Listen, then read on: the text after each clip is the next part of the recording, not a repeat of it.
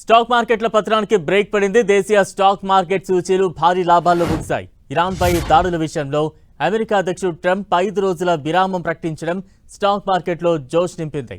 Trump ప్రకటనతో అంతర్జాతీయంగా చమురు ధరలు దిగి రావడము కలిసొచ్చింది. దీంతో నిన్నటి భారీ నష్టాల నుంచి మార్కెట్ సూచీలు గట్టెక్కాయి. సెన్సెక్స్ ఓ దశలో 1700 పాయింట్లకు పైగా లాభపడగా నిఫ్టీ సైతం ఇంట్రాడేలో 23,000 మార్కును అందుకుంది. బీఎస్ఈ కంపెనీల మొత్తం విలువ ఒక్క రోజులోనే 7 లక్షల కోట్లు పెరిగి 423 లక్షల కోట్లకు చేరింది. సెన్సెక్స్ ఉదయం 74,212 పాయింట్ల వద్ద లాభాల్లో ప్రారంభమైంది. రోజంతా లాభాల్లోనే కొనసాగింది. ఇంట్రాడేలో 74,489 దగ్గర గరిష్టాన్ని తాకింది. చివరికి 1,372 పాయింట్ల లాభంతో 74,068 వద్ద ముగిసింది. నిఫ్టీ 399.75 పాయింట్ల లాభంతో 22,912 వద్ద స్థిరపడింది. డాలర్తో రూపాయి మారకం విలువ 93.86గా ఉంది.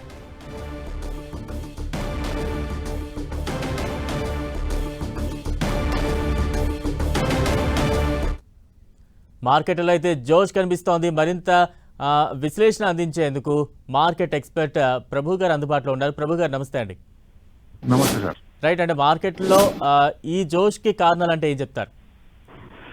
సో జనరల్గా ఏంటంటే కొంచెం అగ్రిమెంట్ అయింది, ఇరాన్తో యాక్సెప్ట్ చేసిందని, ఓ రకంగా యాక్సెప్ట్ చేసిందని. ఫైనల్గా మన ఇరాన్ మటుకు చెప్పలా ఇది చేసామని. సో అది మెయిన్ నడుస్తోంది. ఏదైనా కొంచెం బాగా పడింది కాబట్టి, కొంచెం బ్లాక్ మండే కదా, అంత పడింది కాబట్టి కొంచెం రివర్స్ అయ్యే ఛాన్స్ ఉంటుంది కాబట్టి నెక్స్ట్ డే కొంచెం రివర్స్ అయింది. సో ఈ న్యూస్ కనుక నిజంగా కరెక్ట్ అయితే డెఫినెట్ గా వాళ్ళు యాక్సెప్ట్ చేస్తే వీళ్ళ కండిషన్స్ ట్రంప్ యాక్సెప్ట్ చేయాలి. అంటే ఓటమిని ట్రంప్ యాక్సెప్ట్ చేసినట్టే ఒక రకంగా. ఎందుకంటే వాళ్ళు చెప్పకుండా నేను 2 days నుంచి మాట్లాడుతున్నాం, ఇది అయిపోయింది, మేము 5 days ఎక్స్టెండ్ చేశానంటే ఆయన వెనకటి చేసినట్టే కదా. So operation epic fury is failure. 100% Trump failed in this. ఎట్లా మనం అంతకుముందు ఆఫ్ఘనిస్తాన్, వియత్నాం లో ఎలా వెనకడికి వేసాడో ఇప్పుడు కూడా అంతే. దిస్ ఇస్ థర్డ్ కంట్రీ అనుకోవచ్చు. ఎందుకంటే అప్పుడు కూడా బైడెన్ వెనక్కి వచ్చేటప్పుడు ఎసెట్స్ నాశనం చేశాడు. ఇక్కడ కూడా ఓడిపోతున్నాడు అని ఎక్కడ కన్ఫర్మ్ అంటే ఆయిల్ రిఫైనరీస్ ఎప్పుడైతే కొట్టారో అప్పుడు ఆటోమేటిక్ గా డిగ్రేడ్ అవుతున్నట్టు లెక్క. సో భయం వచ్చింది, ఓడిపోతాం, వీళ్ళని ఏం చేయలేము, వీళ్ళు వార్ ఎక్స్టెండ్ అయితే పార్టీలో గానీ యుఎస్ లో గానీ మొత్తం కూడా వ్యతిరేకత వస్తుంది. సో వాళ్ళకు కూడా $1 బిలియన్ పర్ డే ఖర్చు అవుతుంది. సో మరి ప్రెజర్ వస్తుంది కదా పైనుంచి. సో బలవంతంగానే యాక్సెప్ట్ చేసినట్టు ఒక రకంగా. నిన్నటి వరకు మార్కెట్లు నష్టాల్లో ఉండి ఈ రోజు కొంత జోష్ కనిపిస్తోంది. ఇది ఏమైనా కొనసాగి అంటే కంటిన్యూ అయ్యే ఛాన్సెస్ ఎంతవరకు ఉంటాయంటారు? సార్ ఇది అన్సర్టనిటీ క్లారిటీ లేదు ఇంకా. ఆయన 48 hours ని 5 day ఎక్స్టెండ్ చేశాడు. It's not lifted. Straight of Hormuz is not open still.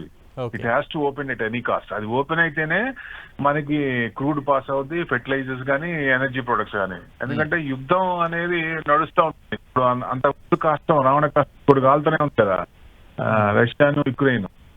అది దాని పని దాన్ని చేసుకుంటే మార్కెట్ చేసుకుంటుంది. యుద్ధం ఉన్న అదే అవుతుంది. ఇట్లా నడుస్తూ ఉంటే ఇప్పుడు 6 నెలలు, సంవత్సరం వెళ్ళింది అనుకోండి, ఇది దాని పని చేసుకుంటా పోతే మార్కెట్ పని చేసుకుంటది. కానీ straight of Hormuz important. Crude మనకి ఏషియన్ కంట్రీస్ అన్నిటికీ క్రూడ్ మీద ఆధారపడ్డాయి కాబట్టి క్రూడ్ పెరగడం $150 అయిందంటే చాలా కష్టం. సో ఇప్పుడు $100-112. సో ఇంకా పెరిగే ఛాన్స్ ఉన్నా అంటే ఇది కనుక ఎస్కలేట్ అయితే పెరిగే ఛాన్స్ ఉంటుంది. అప్పుడు దాని ఎఫెక్ట్ ఇన్ఫ్లేషన్ మీద పడుతుంది. ఇన్ఫ్లేషన్ అంటే ఇంట్రెస్ట్ రేట్లు పెరుగుతాయి, ఎర్నింగ్స్ పడుతుంది, ఎర్నింగ్స్ కూడా తక్కువ వచ్చే ఛాన్సులు ఉంటాయి Q4 కూడా. సో అది ఎఫెక్ట్. అందుకని ఎంత త్వరగా స్ట్రైట్ ఆఫ్ హార్మూజ్ ఓపెన్ అయితే అంత మంచిది. ఓకే ప్రభు గారు, అంటే ఇన్వెస్టర్లకు ఈ సమయంలో మీరు ఇచ్చే సూచనలు అంటే ఏం చెప్తారు? ఏ రంగాల మీద కొంత సేఫ్ ఇన్వెస్ట్ చేయొచ్చు అంటారు? ఇప్పుడు ఈ మొత్తం స్టాక్స్ ఏం చూసినా మొత్తం తగ్గినాయండి, విపరీతంగా తగ్గినాయి. బ్రాడర్ మార్కెట్స్ కూడా తగ్గినాయి. అంటే ఫండమెంటల్ స్టాక్స్ అవి లోవర్ లోస్ లో ఉన్నప్పుడు, ఇప్పుడు వాల్యూస్ ఉండి ప్రైజెస్ డిఫర్ అయినప్పుడు, కిందకు వచ్చినప్పుడు అలాంటి స్టాక్స్ చేసుకోవచ్చు. లేదా ఎవరైనా ఆల్రెడీ కొన్న వాళ్ళు ఉంటే ఆ డిఫరెన్స్ దానికి ఒక 20% అబోవ్ ఉంటే అలాంటిది పికప్ చేసుకోవచ్చు మంచి కంపెనీస్ అయితే. ఓకే. లేదు మీరు కొంచెం డౌట్ ఉంది, అన్సర్టనిటీ ఉంది అనుకున్నప్పుడు స్టాగర్డ్ మేనర్లో ఇన్వెస్ట్మెంట్ చేయడం బెస్ట్. సపోజ్ 10 లక్షలు పెడదాం అనుకున్నారు అనుకోండి, 2.5 లక్షలు ఈ లెవెల్లో పెట్టుకోవచ్చు.